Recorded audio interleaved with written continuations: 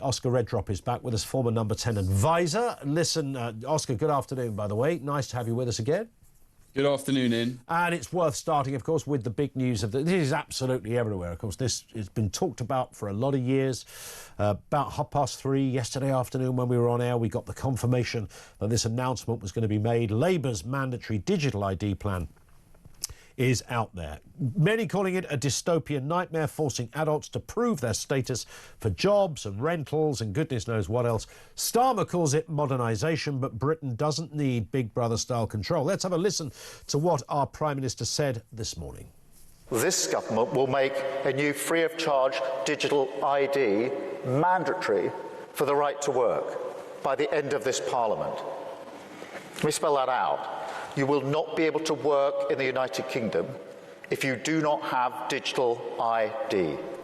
It's as simple as that. Now, Oscar, there's a couple of points to pick up on this. Firstly, thank you, Keir, for making it free. It's very generous, isn't it, that he sort of used that as almost... free of charge. It's like a selling point. Hey, don't worry, it's going to be free. But the second bit, if you haven't got digital ID, you can't work in the UK. Well, so does that mean a German or an Australian can't... As I look out my window, I can see the city and all those offices, tens of thousands of people who come over, not necessarily even live here, come over for the week to work here, then fly back to the Netherlands or wherever. Will all those people get fired because they haven't got... They wouldn't be entitled to a brick card either, so how does that work? Or even me, who's, UK citizen, lived here his entire life, never left. Like if I... This is why it's sinister. If I, as a citizen, were to be uncomfortable with having all my details in one place in a kind of papers, please, sir environment that this country would then become, what happens to me? Does my company have to sack me? Will I get a knock on the door from someone in government saying, why don't you have a digital ID card? Here's a fine. Or am I off grid at that point? Am I no longer a legitimate citizen despite having paid, into it and, blah, blah, blah, worked, et cetera, et cetera.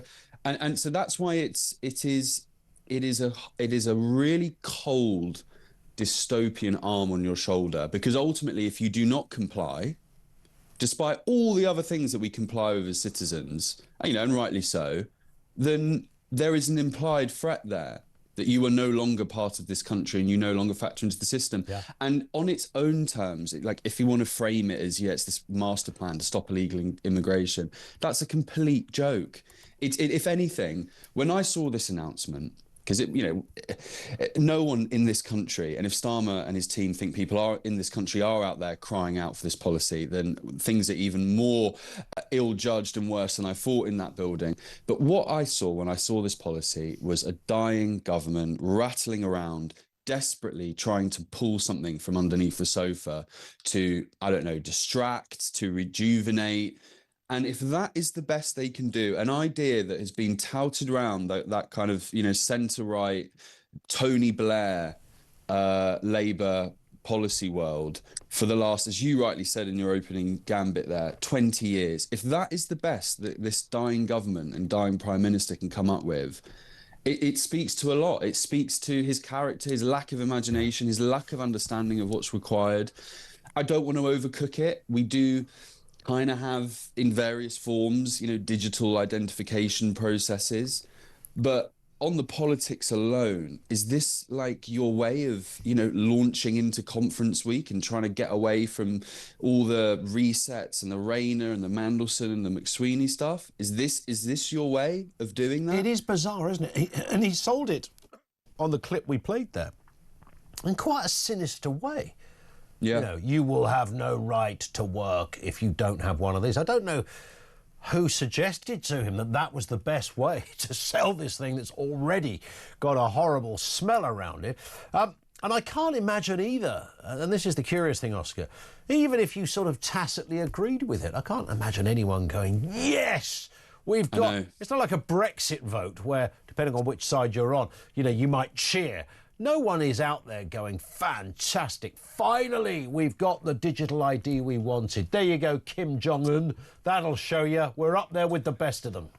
It's really desperate stuff. And look, the one thing I would say is I can understand, you know, when people with the problem with illegal immigration and people then kind of going completely under the radar and getting kind of delivery jobs or whatever, you know, maybe this would be a way of solving that. But it is so, look, not to minimize the entire conversation, this will never happen. This government will never be competent enough to oversee this, for one. So it's not going to happen. I'm convinced of that.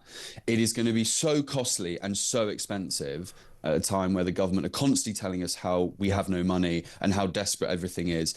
And again, it's that thing of punishing those that do the right thing in order to, it won't anyway, but, you know, it with all the best will in the world, you know, taking them on face value to solve a problem of people who do the wrong thing in terms of those legal immigrants who come here and work when they shouldn't. And that is just completely the wrong way around. And it shows not only is the government and, you know, trying to distract from the turmoil at the moment by, you know, launching something incredibly eye-catching and grabby, but it also shows on illegal immigration itself, they're completely out of ideas. Sure. If this is genuinely their latest, you know, idea to solve this problem that will inevitably, if they don't solve, see them booted out in 4 years' time, then the ideas are even more thin on the ground than I thought.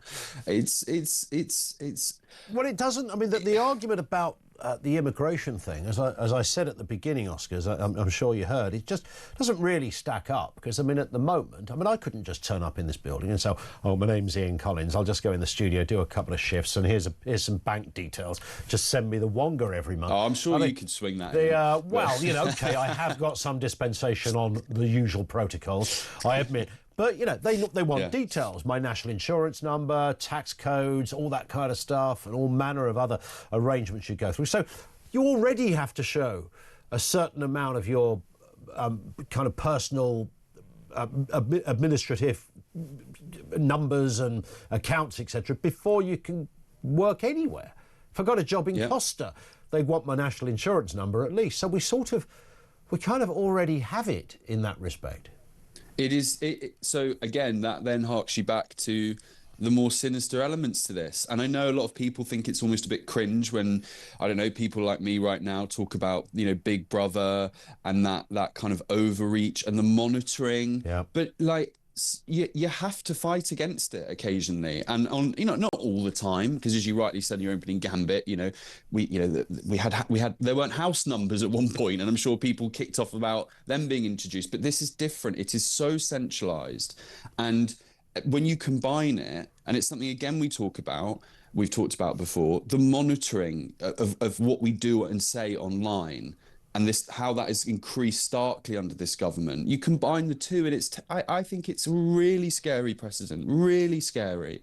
You know, the people in this country should be trusted, you know, in terms of those that do the right thing should be trusted. There are so many hoops and so many hoops we have to jump through as citizens. And I think most people go, you know what, that's fine, that's okay. Yeah. And, you know, I'm proud of this country and I'm happy to do that. But why would I trust? I mean, I'd like callers or listeners and viewers to, you know, when did a completely, like, over every single citizen kind of blanket centralized system work? Correct. Yes, that's a great. And you know, and it pains me to say that, but even with, you know, something like COVID, you know, like we saw so many issues with that, and I think in many ways, I mean, God, people resisted that, and you know, there were, you know, for many reasons that were probably fair enough, but that was in the white heat of a, you know, a complete unprecedented crisis. But this is just this is a political tool almost, just to dig him out of a hole. So you don't think this would have come in under another party? You don't think if the Tories had carried on? Because again, the idea gets floated around, and often around the kind of civil service aspects of different departments, Home Office and other ministries that might consider it to be, you know, a useful additional database for what they're doing, NHS, whatever. So it's floated around regardless. Can you imagine, had Rishi Sunak won the last election, would he have introduced this? No, not quite. Someone like Rishi may have had, you know, may have flirted with the idea in his head a little bit. Maybe. I could see that. But he wouldn't have done it. He wouldn't have done it. And it's just, of course, it is someone like Keir Starmer.